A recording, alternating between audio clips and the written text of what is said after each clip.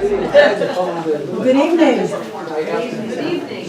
Welcome to Stories Rock, an evening of true personal stories. And tonight we will hear some wonderful stories about race, about how our lives have been colored, shaped, and affected by race. So thank you so much for coming. I'm Leah Ruckberg, producer of Stories Rock and your host tonight. So we have one more story. Lizzie Bell likes to grow things. Stories, plays, poems, houseplants, gardens, frogs, canaries, fish, corals, seahorses, and their babies. And she likes to grow her mind. Thanks to Oasis, which she calls the school for geezers and crones. She dances, paints, studies calligraphy, music theory, astrology, the Quran, the Gnostic Gospels.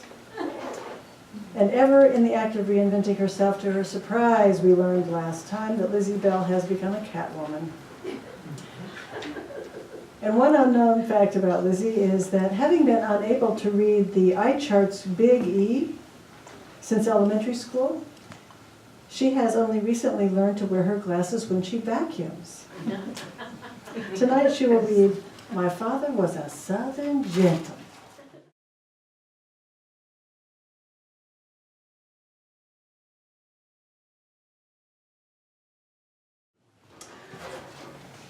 Southern gentleman is more a state of mind than the state of one's bank account. My daddy grew up poor, dirt poor. Whenever us kids complained about food we didn't like or didn't want to eat, Dad would draw, "Y'all are lucky. Too many are the times my family ate grits for breakfast, grits for dinner, and grits again for breakfast." I happen to like grits. Black-eyed peas. My daddy, the seventh son of a Southern Presbyterian preacher man, grew up on black-eyed peas, collard greens, cornbread, and lots of grits. Now, cornbread and grits were two of the very few things Dad and I agreed upon. More often than not, head-to-head were we. Dad was born and raised down south, way down south, almost down into Louisiana, Macomb, Mississippi. 160 miles south of Philadelphia, Mississippi. Remember Philadelphia, Mississippi? Freedom Summer of 1964. CORE, the Congress of Racial Equality. Cheney, Goodman, and Schweiner, beat up, shot, dead in the head by the KKK. Those white knights didn't like Cheney, Goodman, and Schweiner speaking in black churches, getting folks to register and vote. I visited Philadelphia, Mississippi on my way down to Macomb in the fall of 1978 on my walk across the country. Met more than a few people still bragging about those murders. "We sure put our Philadelphia on the map," said one. They recognized us as Yankees, wanted to get our goat. They did. We walked on. Mom and Dad met in Newport, Rhode Island. She was a Yankee, a junior in college. He a lieutenant in the Navy. The Navy bussed college girls to Newport to dance with the officers. Dad's dance was even smoother than his drawl. When they first married, Mom and Dad lived down south. Towards there they had their first baby, Bobby. Then Mom's dad hired my dad, and Mom, Dad, and Bobby moved north, outside of Philadelphia, Pennsylvania. There's where Bobby and I were raised. So too the next 3 children. Phew. How my life would have been different had I been raised in the South. How I would have been different. Yankee was my family. Not so my dad. For years my family summered on the beach with our Yankee relatives. Then in the early 60s we started going down south to beach with Dad's Southern family. Dad's different down south. His eyes twinkle a whole lot more. His drawl grows thicker. He seems at home, happier, more relaxed. Southern kids say yes sir to their fathers and yes ma'am to their mothers. Dad likes being sirred. When our family returns home to Yankee land, Dad wants us kids to start calling him sir. Yes, sir. No, sir. If you say so, sir. It doesn't stick. Fortunately, he gives up. Again. Phew. As a Southerner, my father's truth, Christian white men are superior to non-Christians, non-whites, and women. We all have our truths. This was his, not mine, nor my big bro's. This point of view continues to reign as America's truth. Only Yankee, ladies and gentlemen, don't talk about it. Dad did. Lots. Dad was never rude to colored people, as they were called back then. Negras was Dad's word. Our babysitters and cleaning lady were all women of color. We called them by their first names. Marie, Mabel, Gladys. They called my parents Mr. and Mrs. Bell. My Yankee grandmother taught us to call her cleaning lady Mrs. Olson. She was white. A Southern gentleman's job is to take care of his lady and his family. My dad made the money, paid the bills. On the first of the month, he gave Mom a check with which she was expected to feed, clothe, and care for herself and her family. That was her job. As a Southern gentleman's daughter, my job, every girl's job, is to grow up to be a lady and to marry a gentleman.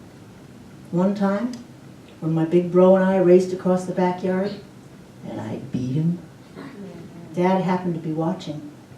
He took me aside and put me in my place. Big bro and I never raced again. My big bro was tall, almost as tall as Dad at 6'4". What do tall boys do, at least up north? In a word, basketball. Dad put a hoop up on the roof above the driveway, and Bobby shot lots and lots and lots and lots of baskets. Sometimes, when I knew no one was looking, I too shot hoops. I liked to play basketball while bouncing on my pogo stick. And then I became taller and could sometimes even block my big bro's shots. Meanwhile, our little sister sat in her bedroom and cried. Why? On the wall of her bedroom, behind the hoop and backboard, stood her large collection of toy horses. Come to find out, the basketball caused the wall to shake, which tumbled my sister's horses from their shelves. She never said a word. She was learning to be a lady. Big Bro made the b-ball team in our public high school. He became good friends with his teammates, several of whom were not white. After school, the team would gather at someone's house to shoot hoops.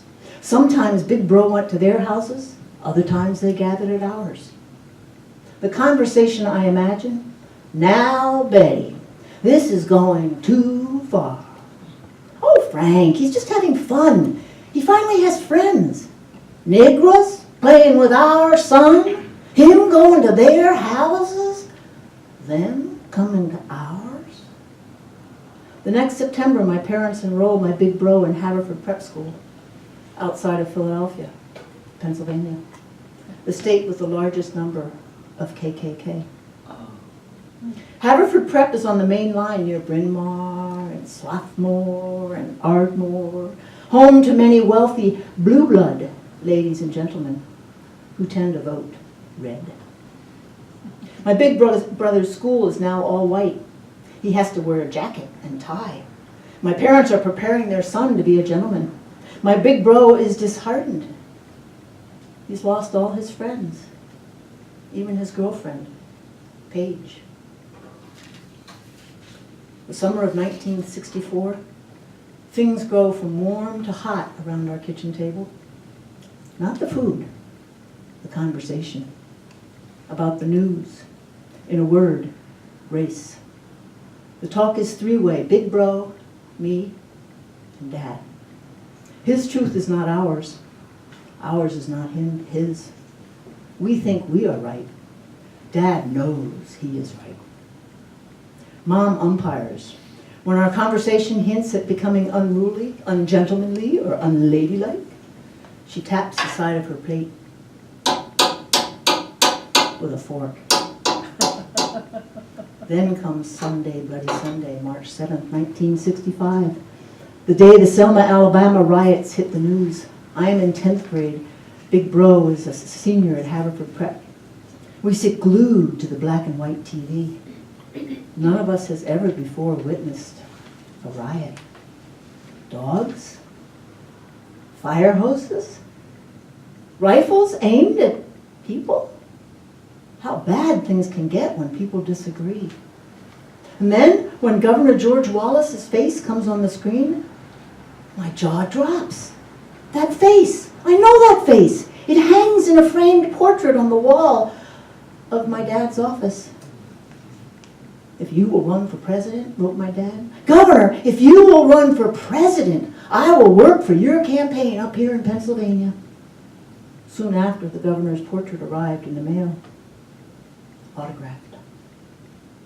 The next year, Big Bro goes off to college, Yankee, Ivy League. I miss him, lots, especially during dinners around the family table. Our three-way conversation becomes just Dad and me. Over time, I grow quiet, more and more and more, and afraid. I begin to lose it. I start falling behind in my public high school. I had always been smart. Too smart for her own britches, said my dad. They shift me from college bound to the secretarial track. The former is all white, the latter much less so. I lose my friends. I never get to learn calculus. I do learn to type fast. Dad does not want me to go to college. Mom insists I do, for she had and she loved it. Everyone should have the opportunity to go to college, says she. Everyone. Somehow they find a compromise. First we drive south to southern all-women's colleges where they bus the girls to campus dances at the all-male colleges. One of our southern tour guides takes us to a sorority house with a long spiral staircase. The girls like to get all fancied up, says she, and then they float down the staircase in their dresses to their date. It makes you feel like a real princess. My heart sinks. I look down at my shoes. Finally, we drive north to visit some northern co-ed colleges where boys and girls go to classes together. And sometimes the girls even beat the boys on tests and such, and it's okay. The day we visit Syracuse, a beautiful sunny early spring day, the quad is littered with people strumming guitars and many wearing long hair and beards. As we get into the car to drive west to Rochester, my father puts his foot down, not just on the gas. "You are not going there," says he. Fortunately, in Rochester, it rains. Then in 1969, my junior year at the U of R, my skin turns a lovely shade of lavender. I fall in love with a woman before learning the word lesbian. Now, for a Southern gentleman, hetero is the one and only sexuality. Homo is just not meant to be. That's the year I have to start asking permission to visit home. That's the year my big brother graduates from college. He'd gone to college with a draft deferment. In his words, rich white boys get deferred and get to go to college, while the unrich and the non-white go to Nam and get shot. He starts hitchhiking all over the U.S. The FBI finds my big bro in southern Mississippi. They bring him back up north where he goes before a judge. "Why don't you get a CO, a conscientious objection," says the white judge. "That would be participating in the system," says my big bro, "and the system is not fair, and I refuse to participate." The judge sends my big bro to prison. Same prison as Jimmy Hoffa, Allenwood Federal Penitentiary. My dad disowns my big bro. Prison is not the path of a gentleman. Me mom cries. Again I start to lose it. I speak the unutterable word lesbian. I think about how to disappear myself. However, I just can't forget my friend Polly, my girls' tennis team doubles partner. In high school, Polly jumped off the garage roof onto the driveway. She died. Her friends cried. I could still feel the ache. I couldn't hurt the people I loved. Eventually, I devise a plan. I'll behave so everyone gives up on me. After all, I've given up on me. Should be easy to get others to give up on me. I hide myself in my dorm room. I grow silent. The woman I fell in love with visits often. Sometimes she even gets me to smile. Another friend stops in to smoke. Cigarettes, mostly. One high school friend calls from Michigan. Even though I've not much to say, she continues to call. And sometimes we share silence, long distance. I call me Mom to ask about coming home for Christmas. Of course, says she. Mom refuses to give up on me that whole long winter. In time, I give up giving up and return to living. The next year, Big Bro gets out of prison for good behavior. He becomes a roofer. Seems a lot of ex-cons become roofers. Feels like Dad feels, like he has too many kids who are not quite white enough. From the stove, I hear me Mom quip, "Now if the griddle's too hot, or not hot enough, and the pancake doesn't turn out, you can just toss it." Here's where she turned and faces my dad. Kids are not like pancakes, her way of saying all 5 are ours to keep. Fast forward to 1977. Here's where my tale takes a bit of a twist. My dad learns he has prostate cancer. The doctor gives him 2 years to live. 2 years, says my dad. 2 years, he repeats as he sits down to the kitchen table. My Big Bro takes Dad to Michio Pushi, who puts Dad on a macrobiotic diet. Dad mellows more and more and more. He even tells me he likes my buzz cut. Floored. That Christmas, I tell Mom and Dad that my partner and I have decided to go for a walk across the country. "Liz," says Dad, "if I lick this thing, that's exactly what I want to do in a mobile home." I see Mom roll her eyes. "I'll write you letters," I say. Lots and lots of letters. And so we walk, 2 lesbians and a dog, from Philadelphia, Pennsylvania, to Philadelphia, Mississippi, to Macomb, to New Orleans, and all the way across Texas. On August 2nd, 1979, my lesbian love's birthday. We arrive in Albuquerque at the home of old friends. On the wall hangs a phone. I call home. Though my mom says not a word, my heart hears hers. "Mom," I say, "I think it's time. I'm coming home tonight." She starts to cry. Then's when she tells me, "Your father's in a coma in the hospital in Philadelphia." "Mom, I love you. I'll see you in the morning." After I hang up, I say to myself, "Hang in there, Dad. In the morning, I'll see you, too." I arrive at the Philadelphia, PA, airport in the morning and make my way to the hospital. "Hi, Dad," I say. I see he's breathing heavy, looks unconscious.